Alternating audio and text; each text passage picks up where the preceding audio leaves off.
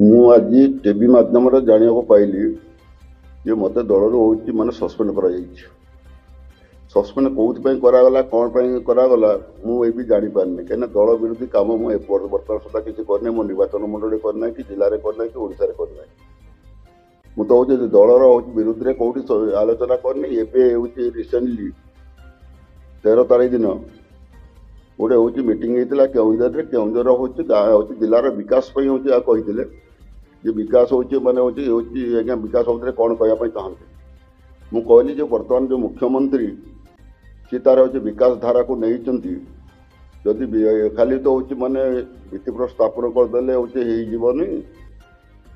ଭିତ୍ତିପ୍ରସ୍ତର ସ୍ଥାପନ ଯଦି ମୂଲ୍ୟ ରଖିବେ, ଯଦି ହେଉଛି କାମ କରିବେ, ତେବେ ଜିଲ୍ଲାର ବିକାଶ ହେବ। ଯଦି ନ କରିବେ ଜିଲ୍ଲାର ବିନାଶ ହେବ। ଏ ବାବଦରେ ମୁଁ କହିଥିଲି ଏବଂ ହେଉଛି ମୁଁ କହିଲି ଆଉ ମଧ୍ୟ କହିଥିଲି ଖାଲି ଭାଷଣ ମାଧ୍ୟମରେ କହିଲେ ହେବନି, ଭିତ୍ତିପ୍ରସ୍ତର ସ୍ଥାପନ ମାଧ୍ୟମରେ କହିଲେ ହେବନି।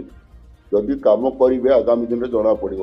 ଯଦି କାମ ନ କରିବେ ଆଗାମୀ ଦିନରେ କ'ଣ ହେଲା କ'ଣ ନାହିଁ ଲୋକ ତାର ହେଉଛି ଜବାବ ଦେବେ। ଏ ବାବଦରେ ମୁଁ ହେଉଛି ବର୍ତ୍ତମାନର ମୁଖ୍ୟମନ୍ତ୍ରୀ କହିଥିଲି।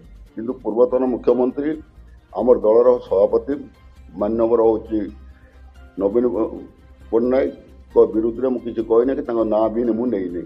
ଏବଂ ମୁଁ ଏହା କହିଥିଲି ଯେ ହେଉଛି ଇଏ ବିଜେଡ଼ି ସମୟରେ ଗତ ହେଉଛି ଦୀର୍ଘ ଦିନ ହେଲା କେଉଁଝର ଜିଲ୍ଲା ରାଜସ୍ୱ ଦେଉଛି, ଅଥଚ କେଉଁଝର ଜିଲ୍ଲାର କୌଣସି ବିକାଶ ହେଇପାରିନାହିଁ।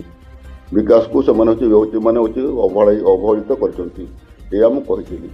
ଯଦି ଏତିକି ନେଇ ଯେ ସେ ଯଦି ହେଉଛି ମୋତେ ସସ୍ପେଣ୍ଡ କରିଛନ୍ତି, ମୋର ଏଥିରେ କିଛି କହିବାର ନାହିଁ।